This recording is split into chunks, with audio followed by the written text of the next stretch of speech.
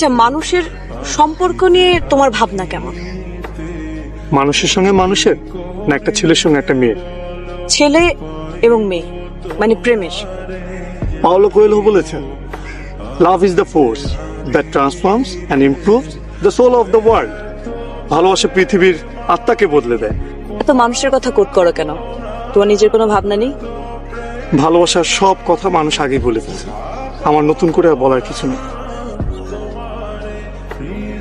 তাই এই কাজটাই তোমাকে দিব বলে ভাবলাম। কি কাজ?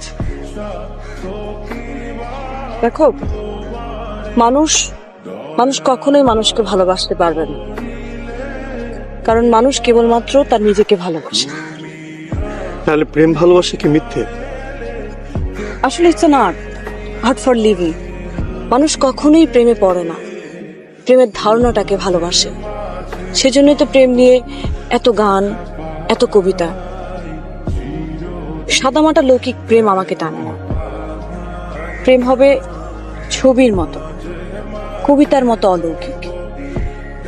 পেতে ইচ্ছে করবে, কিন্তু ছুঁয়ে দেখা যাবে না। তোমার কথা বোঝার ক্ষমতা আমার নেই। তুমি সবসময় বলো না, একটা গান শোনাই পেন্টার, আপনি খুব সুন্দর। কথাগুলো খুব সাধারণ, কিন্তু আমার ভালো লাগে। তোমার প্রকাশভঙ্গির কারণেই ভালো লাগে। তাই ভাবলাম তোমার সঙ্গে থাকা যেতে পারে। আমার ভয় করছে।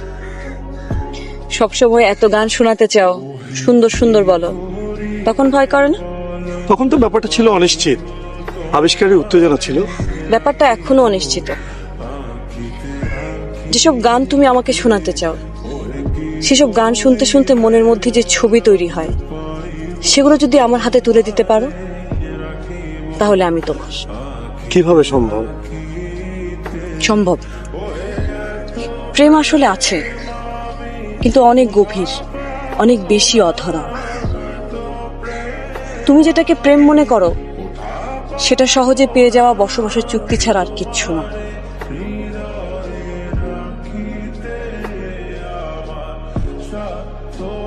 বিতস্তা,